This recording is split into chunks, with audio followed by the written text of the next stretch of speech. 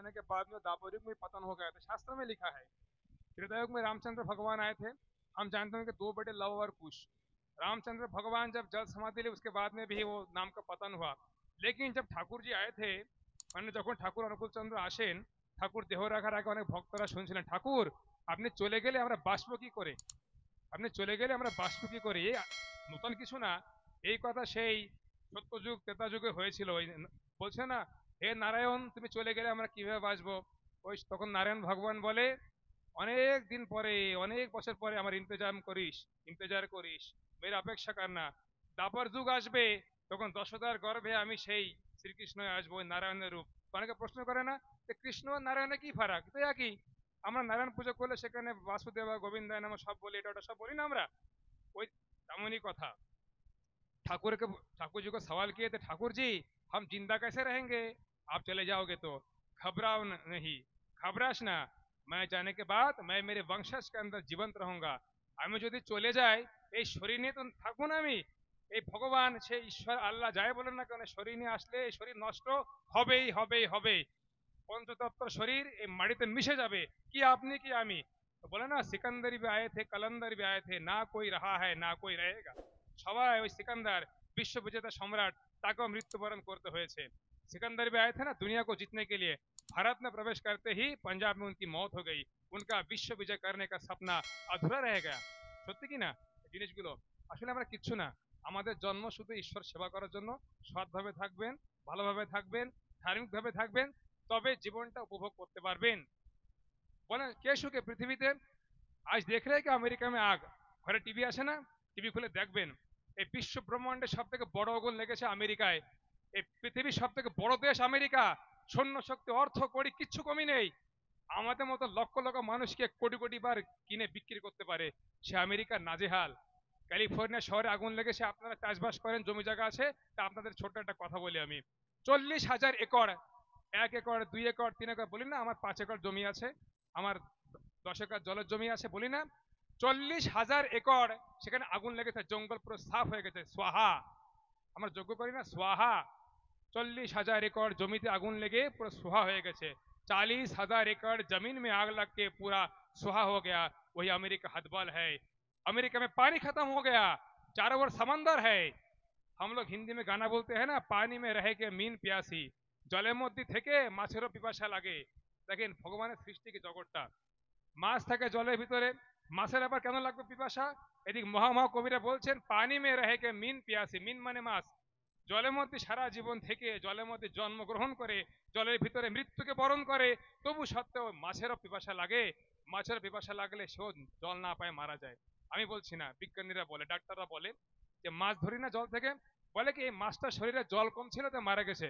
কেমন হাসি লাগবে, কি পাগলের দেশ, এই লোকগুলো পাগল নাকি। যে মাছ থাকে জলের মধ্যে আর সেই নাকি জল কমে মারা গেছে। ভগবানের সৃষ্টি। আপনার ধারে অনেক হতে পারে ধন দৌলত অর্থ করি, আপনার জীবনে বড় ফাঁকা, যার কিছু নেই তার জীবনে बड़ो फाका। देखी तो ये सत्संग आश्रम में, सत्संग आश्रम मध्ये एकदा अमेरिकेचे राष्ट्रपती बिल क्लिंटन साहेब आले होते। ते जेव्हा परम पूज्यपाद बडदा होते त्यावेळी आमचे सत्संगाचे म्हणजे पितृदेव त्यांच्या पुढे गेले होते।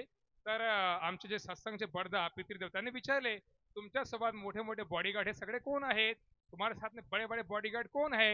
तो बोले अरे मैं राष्ट्रपति हूँ, मैं दादा हूँ दुनिया का। अमेरिका का राष्ट्रपति को दुनिया का दादा बोलते हैं, जो बोलेगा वही करना पड़ेगा, सब जानते हैं ना।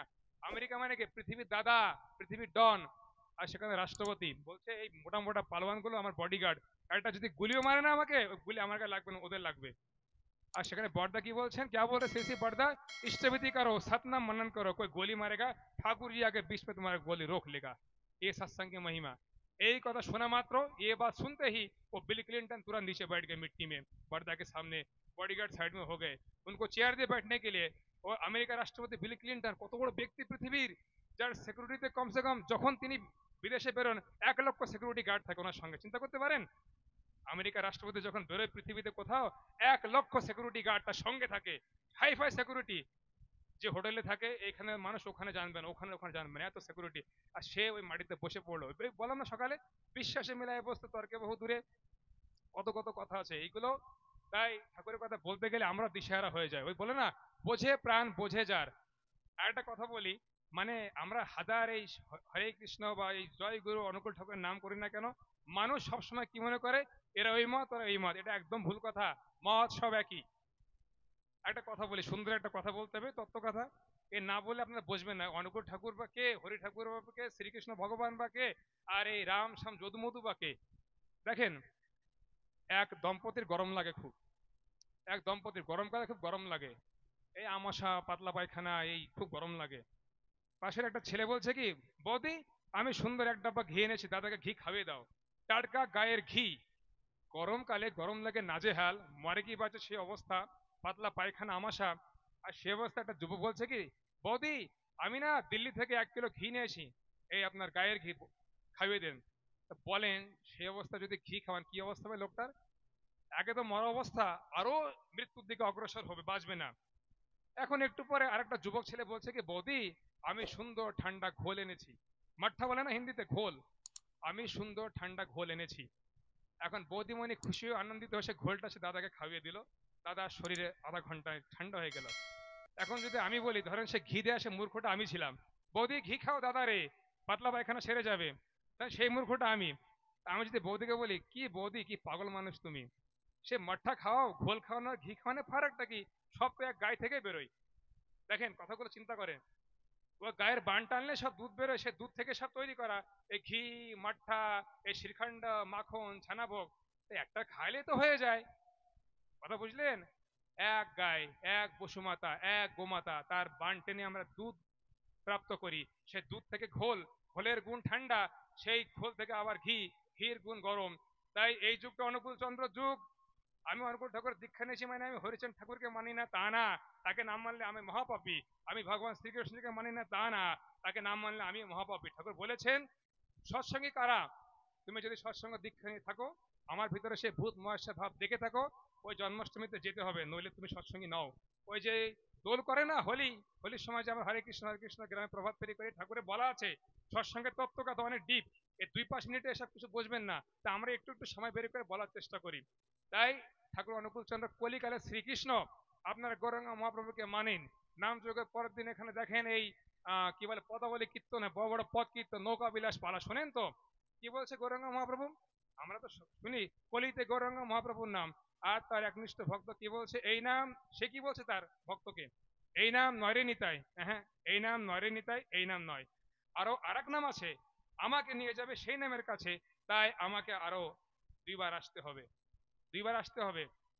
তো এসে দুজন কে খোঁজ নিয়ে আমরা না, তার কথা তো আমরা মানি না কিচ্ছু আসলে। ওই বলেছে এই কথাটা আমরা গান বাজনা সব জায়গায় আওড়াই, কিন্তু তার কথা মানতে হবে। তারপরে কি বলছেন গৌরাঙ্গ মহাপ্রভু ভক্তকে, এই মতে আছে আর 2 অবতার। তুমি জানেন যে আমার হরিনাম কৃষ্ণ নামে সবাই পাগল মাতোয়ারা, সবাই জানে একমাত্র আমি ভগবান, কিন্তু আমি যে পুনরায় আবার আবার আসবো সেটা এরা কেউ জানে না। তা আমাকে এই সমাজকরণ করতে, আমাকে পৃথিবীকে এই সমাজকে রক্ষা করতে আবার আসতে হবে। তাই দেখেন সে সচী মাতা তার সন্তানকে আঁকড়ে ধরে, যে তুই যাস না বনে জঙ্গলে, তুই সংসার কর। আর সেই সন্তান গৌরাঙ্গ মহাপ্রভু মাকে আঁকড়ে ধরে কেঁদে বলছেন, মা তুই জানিস না তুই আমার মা হতে পারে, যদ্যপি তুই আমার মা এই জন্মে। শ্লোকগুলো আমার সব মনে আসছে না, হঠাৎ বলছি তো ভাবের আবেগে। যদ্যপি এই জন্মে তুই আমার মা, কিন্তু তুই আমাকে রুখে রাখতে পারবি না। তুই যদি রুখে রাখিস ওটা তোরও পাপ হবে। বলছেন গৌরাঙ্গ মহাপ্রভু তার মাকে, আমার জন্ম তোর গর্ভে কি জন্য হয়েছে, তুই আমার স্তন্য দায়িনী, গর্ভদায়িনী মা, কিন্তু তুই আমি জানিস না এই সমাজকে রক্ষা করতে সে পরম সত্তার আজ্ঞায় আমাকে আরো বারবার জগতে আসতে হবে। তাহলে এই নাম নয় রে নিতাই, এই নাম নয়, আরো আরেক নাম আছে বললাম না, এই মতো আছে আর 2 অবতার, কীর্তন আনন্দ লীলা হইবে অপার, শেষের দিকে করব লীলা অতি চমৎকার, আমি নিজে কিছু না বুঝি অন্য কোন গোছাড়। এটা বৈষ্ণব শাস্ত্রে লেখা আছে। মানে গৌরাঙ্গ মহাপ্রভু নিজের নামে নিজের জন্য মানে পাগল হয়ে গেছিলেন, যে আমি যে কি লীলা করছি আমি নিজে পাগল হয়ে গেছি। ওই যে উদ্ধব সংবাদে শোনেন না, উদ্ধবকে পাঠিয়েছিল ভগবান শ্রীকৃষ্ণ, ওই সে গোপীদেরকে বুঝিয়ে আসো, কি বুঝাবে, সে উদ্ধব নিজেই পাগল হয়ে গেল কৃষ্ণ নামে। তদ্রূপ এই যে সৎসঙ্গের কথাটা কি, আমি বললাম না গৌরাঙ্গ মহাপ্রভু বলছেন যে আবার কি কলিকালে কলকি রূপে, তবে কলিকালে যে ঠাকুর অনুকূল চন্দ্র পুরুষোত্তম রূপে আসবেন তার প্রমাণটা কি বলেন, আরো সুন্দর শ্লোক বলছেন আগে আগে। কলিকালে কলকি রূপে পূর্ণিমার চাঁদ, তার সে নয়নকান্তি, তার নধরকান্তি চেহারা, তার সে দিব্যকান্তি তনুধর। বলছেন কলিকালে কলকি রূপে পূর্ণিমার চাঁদ, বিশ্ব বরণ্য হইবে বেশি প্রেমপাদ, শেষের দিকে করব লীলা অতি চমৎকার, আমি নিজে নাহি বুঝিতে অন্য কোন কো ছাড়। তাই গৌরাঙ্গ মহাপ্রভু যখন দেহ রাখেন, দেহ রাখার পরে প্রথম অবতার রামকৃষ্ণ পরমহংসদেব, সেই রামকৃষ্ণ পরমহংসদেব দেহ রেখে আবার অনুকূল চন্দ্র হয়ে আসেন। এই যে কলিকালে শ্রীকৃষ্ণ, কোন প্রুফ লাগবে, কোন শাস্ত্র আপনার ঘাটছেন? ওই প্রত্যেকটা গীতা, ভগবত, পুরাণ, বাইবেল, ভৃগু সংহিতা, অনুকূল চন্দ্র আসবে। ঠাকুরের জন্ম তো সেদিন কেরা, ঠাকুরের জন্ম হয়েছে 137 বছর আগে আজ থেকে। আর ঠাকুরের জন্মর 750 বছর আগে সে ভগবান শ্রীকৃষ্ণ পরম ভক্ত সন্ত কবিদাস বলে গেছেন। এই যে বলে না রাধাস্বামী সতনাম, সৎসঙ্গ আসবে, সেই শ্লোকটা লিখে গেছেন। কবিরা ধারা অগম কি সদগুরু দই লখাই, উলট তাহি সুমিরন করো স্বামী সঙ্গ লাগায়। আচ্ছা, এই পাঞ্জাবিদের শিখ বলা হয় না? পাঞ্জাবিদের মন্দির দেখেছেন ওড়িশায়, গুরুদ্বারা? আমরা বলি পাঞ্জাবি লম্বা লম্বা দাড়ি রাখে, মাথায় পাগড়ি থাকে, একটা এখানে চাকু থাকে, ওদের ধর্মে লেখা আছে তো কাচ্ছা, চাকু, কেশ, কৃপান, ওদের পঞ্চনীতি আছে আমাদের মতন। এই পঞ্চনীতি ছাড়া তুমি যে হো পৃথিবীর, কাউ রক্ষা নেই। ওদের সে গুরুদ্বারার সামনে লেখা আছে হরি। দেখেন কত সুন্দর কথা। পাঞ্জাবিদের গুরুদ্বারা, সৎসঙ্গ মন্দির, মতুয়া মন্দির, কৃষ্ণ মন্দির, ওদের গুরুদ্বারায় কে লেখা আছে হরি। বলবো এরা তো পাঞ্জাবি, এরা দাড়িওয়ালা, পাগড়িওয়ালা, এরা আবার হরির নাম নেবে কেন? হরি তো আলাদা। আরে সবই হরি। তাই শাস্ত্রে বলেন জীবের নিস্তার লাগি শ্রী হরি আসেন গুরুরূপ ধরি। হরি আলাদা, হরিচন্দ্র ঠাকুর আলাদা, বুঝতে হবে। জীবের নিস্তার লাগে মানে কি আমাকে রক্ষা করতে, আমাকে পথ দেখাতে, আপনাকে পথ দেখাতে সেই সত্যের শ্রীহরি যুগে যুগে ফটো আশাদেব দাদা, শ্রী শ্রী বড়দা, এনার কাছে হাজার হাজার ভক্তরা বলেন যে সৎসঙ্গে ঠাকুর পুরুষোত্তম ভগবান, তা আপনারা টিভিতে দূরদর্শনে প্রচার কেন করেন না?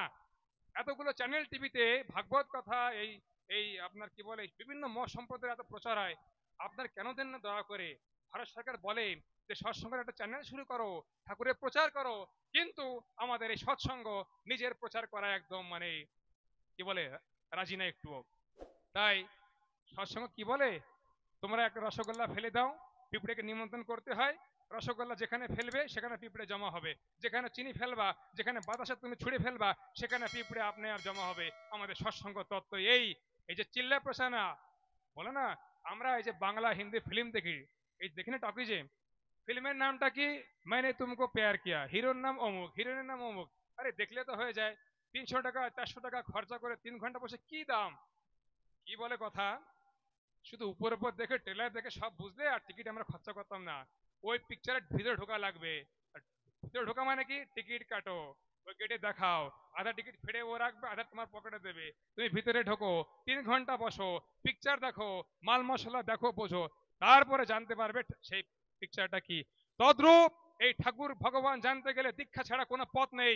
আপনি হাজার তর্ক করেন, হাজার আপনি করেন, কিছুতে কিছু কাজ দেবে না। ঠাকুরই পুরুষোত্তম, এই যুগের মালিক। দেখেন, এই 8 ডিসেম্বর গেছিলাম বোম্বেতে, আমার অনেক ভাইরা বোম্বে কাজ করে, তারাও আসে উৎসবে। আমি দেখি মহারাষ্ট্রে মারাঠিরা, মুসলমানরা ঠাকুরের দীক্ষিত। মুসলমানরা বলছে ঠাকুর অনুকূল চন্দ্রের মধ্যে আমি আমার নবীকে দেখেছি, আমি আমার আল্লাহকে দেখেছি। এই মারাঠিরা বলছে আমি বিঠ্ঠলকে দেখেছি, আমি নামদেব মহারাজকে দেখেছি, আমি সন্ত তুকারামকে দেখেছি, আমি আমার বিঠ্ঠলকে দেখেছি। অনেক তেলেগু হাজার হাজার, তেলেঙ্গানা, আন্ধ্রপ্রদেশ, চেন্নাই ঠাকুরের মন্দির ভরা। मैंने मेरा विठल को देखा, मैंने मेरे बालाजी को देखा। ভগবান শ্রীকৃষ্ণ আরেক নাম বালাজি। দক্ষিণ ভারতে আরে এক ভগবানের হাজার নাম হতে পারে। এই যে সত্য শ্রীহরি, এই যে তেতা রামচন্দ্র, এই যে দাপরে সে নবঘন শ্রীকৃষ্ণ ভগবান, এই যে কল্কি অবতার, ওর সন্ধানে আরো অনেক পূর্ব আছে। যাক, সময় সংক্ষেপ, প্রার্থনার সময় হচ্ছে। এত বলতে গেলে ভাবের আসর লাগে আর সময় লাগে। আমার মনে হচ্ছে আপনারা ঘরে যাবেন, অনেক ব্যস্ত আছেন আমি জানি। ওই ভগবান শ্রীকৃষ্ণের একটা কথা মনে পড়ে না, মানে পেটে খিদে লাগলে না আর ধর্মকর্ম মানায় না, বলে না উদার ভাড়া নহে যায়নি যে যজ্ঞ কর্ম। পেটে যদি কিছু না পড়ে না, গীতা ভগবতী ধর্মকর্ম কেউ শুনবে না। সত্যি কথা, বাস্তব। পেটে কিছু দাও আগে। তাই বাইবেলে বলেছেন না, যে গরিব, যার পেটে অন্ন নেই, আগে অন্ন দাও, অন্ন দাও, শরীর মনটাকে তাকে পুষ্ট করো, পোষণ দাও, পোষণ দাও, তারপর ইষ্ট কথা বলো, প্রেমের সহিত তাকে দীক্ষা দাও, তারপরে সে বুঝবে। আমাকে এই চন্দ্রপুরে একটা বড় প্রোগ্রাম হয়, সেখানে মানে ওই কিভাবে মদ ছাড়তে হয় বলে। সেখানে বলছে যে आपके सत्संग में ये शराब छोड़ने का प्रोग्राम नहीं होता क्या? আমরা বলে তোমাকে সৎসঙ্গে এত তোমরা হরিনাম করো, এত লাফালাফি করো, এই এসব করো, এই দারু মদ গাঁজা এসব যে মানুষ ছাড়বে, এসবে কত সংসার ধ্বংস হয়ে যাচ্ছে, বরবাদ হয়ে যাচ্ছে, এর কোনো কার্যক্রম করতে পারো না? বললাম দাদা, এই তো সুন্দর প্রশ্ন আপনার। এই প্রোগ্রাম করা উচিত। প্রত্যেক ঘরে ঘরে মা বাবার কর্তব্য সন্তানকে জ্ঞান দান করবে, ভালো ভালো কথা বলবে, কিন্তু সৎনামের মহিমা এত মহান, যে আমরা দীক্ষা নিয়ে আমার বন্ধু বান্ধব কত আছে, এই ভাই মদ খা, অমুক খা, তমুক খা, মানে ফ্রিতে বলে ফুকটে খাওয়াবে না। এই যে মদ খাচ্ছি সকাল বিকেল দিন রাত, যা মদ খাচ্ছি, এই মদে যে আনন্দ পাচ্ছি, আপনি এই মদ খান, এই মদের আনন্দ এত সুন্দর, এই মদে মাতাল করলেন, মদ আপনাকে ছাড়বে না। আপনি হয়তো মদকে ছেড়ে দেবেন একদিন, মানে আমি হয়তো পৃথিবীতে থাকবো না, একদিন মারা যাবো আমিও, কিন্তু এই যে মদ বসে আছে, মদ আপনাকে ছাড়বে না। তাই বলে কীর্তনে যে নামে মানুষকে মাতাল করে। তো বললাম না ক্যান্সার কি জিনিস, বোম্বে আশ্রমে দেখলাম সত্যি, বললাম ঠাকুর কিচ্ছু না, আমরা এই জগতে কিচ্ছু না, পিঁপড়েও না। মানুষ মনে করে কি চাকরি বাকরি এটা ওটা করলাম, মনে করে উপার্জন করলাম, এখন দেখি ঠাকুর কিচ্ছু না তোমার দরবারে, কোনো অভাব নেই জীবনে, শুধু হরিনাম সৎনাম মানুষকে যাজন করে। বলো না ডিপি ওয়ার্ক মানে কি, এই পৃথিবী ধ্বংস হবে এখন। এই যে আগে সৎসঙ্গ বলতো না কেন, আমরা বললে মানুষ বিরোধ করে, এই তো অনুকূল ঠাকুর এই বলে ওই বলে। এখন পৃথিবীর ভালো ভালো বৈষ্ণবরা বলছেন এই কলিকালে এই পৃথিবীতে 840 কোটি মানুষ, এর থেকে শুধু 64 কোটি বাঁচবে, সবাই মারা যাবে, ধ্বংস পড়বে। এর থেকে বাঁচার উপায় ত্রিকাল সন্ধ্যা। আগে তারাও মানতো না, সকাল বলে না সকাল বিকেলে ইষ্টমিতি প্রার্থনা নাম ধাম কেন বলি আমরা, ওই জমা আপনাকে নিতে পারবে না। রাখি, প্রার্থনার সময় হচ্ছে, তারপরে সময় আছে দাদা, কত সময়? না দাদা आप कुछ बोलिए अभी, नहीं आप कुछ। আচ্ছা শোনেন, প্রার্থনার পরে ওই শিক্ষক দাদা কিছু বলবেন।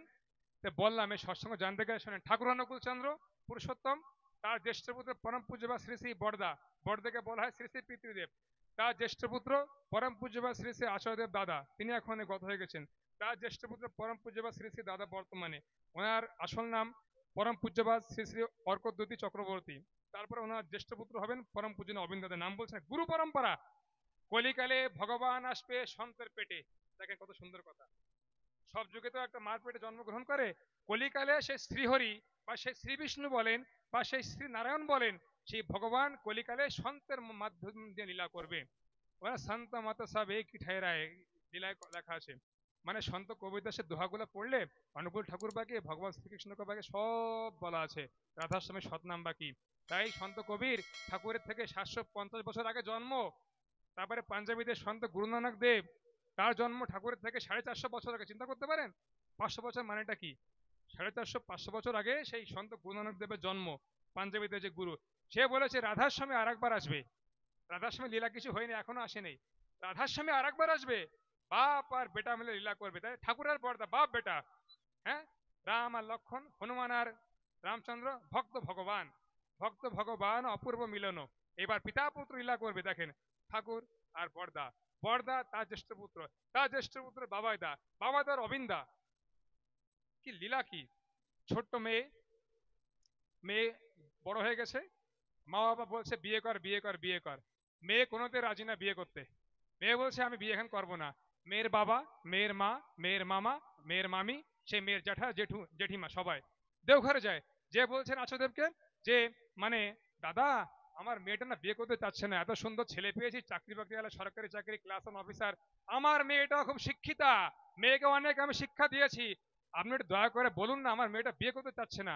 বলছেন কাকে? এ আমাদের সে অবিন দাদা, যার বয়স মোটে 23 বছর, ঠাকুরের নাতির নাতি, ঠাকুর অনুকূল চন্দ্রের নাতির নাতি, যার নাম অবিন বাবু বলা হয়, দেওঘরে আছেন, ছোট্ট বালক, যার বয়স মাত্র 23 বছর। তার সামনে বড় বড় সাহেব অফিসার বলছেন আমার মেয়েটা বিয়ে করতে চাচ্ছে না, দয়া করে বলুন না। তিনি চুপ থেকে বলছেন এই মেয়েটাকে বলুন তো পার্স খুলতে। মেয়েটা মাথা নিচু করে দাঁড়িয়ে আছে, মেয়ের বড় ভাই বৌদি মামা মামি সবাই দাঁড়িয়ে আছে, বলছেন দয়া করে, আমাদের জীবনে কোনো অশান্তি নেই, ধন দৌলতের কোনো অভাব নেই, গাড়ি ঘোড়া সব আছে, কিন্তু একটা মেয়ে দুষ্ট হয়ে গেছে, মেয়েটা বিয়ে করতে চাচ্ছে না, আপনি কিছু করুন দয়া করে। আমরা কি আশায় যাই কিছু চমৎকার ছুমন্তর জাদু হবে, আমার মেয়েটা বিয়ে বসবে। অবিন্দা সব চিন্তা করে বলছেন, বাবার দিকে তাকে হাসছেন, আপনার মেয়েকে ডাকুন সামনে। মেয়েটা মাথা নিচু করে চুপচাপ দাঁড়িয়েছে। এই মেয়েটা এদিকে আয় তো তুই, তোমার পার্সটা খোলো দেখি, পার্স দাও এদিকে। যখন পার্সটা খুলছে, ওই পার্সে কি আছে ওটা বের করো দেখি, আমাকে দাও। দেখেন সবাই অবাক, মেয়ের মা বাবা আত্মীয় স্বজন সবাই অবাক, কি বলছে, একটা মেয়ে বা মহিলাদের পার্স একটা পার্সোনাল জিনিস, আমরা হাত দিই না কখনো, আমাদের মা মাসির যে পার্স থাকে। অবিন্দা বলছেন ও পার্স নিকালো, পার্স খোলো। পার্স খুলে একটা চিঠি বেরোলো।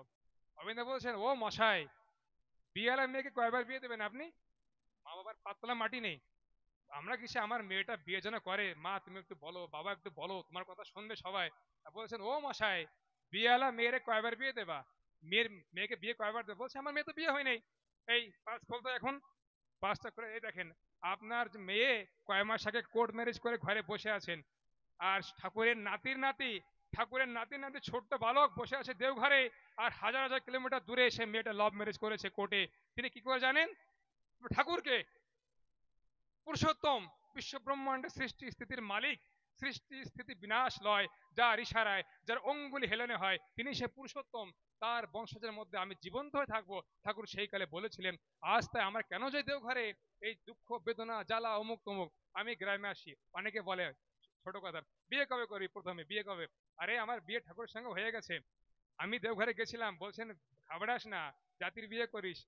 আমি বললাম এ জাতির বিয়ে করিস কেন বললো? মানে ব্রাহ্মণ তেমনি পাওয়া যায় না বেশি, অন্য অন্য কাজটা অনেক আসছে, আমার মেয়েটা শুদ্ধ শাকাহারী, মাছ মাংস খায় না, বিয়ে করো। সেখানে বসে টের পেয়ে গেছেন। তা কি বললেন আমার মাকে? কি বললেন?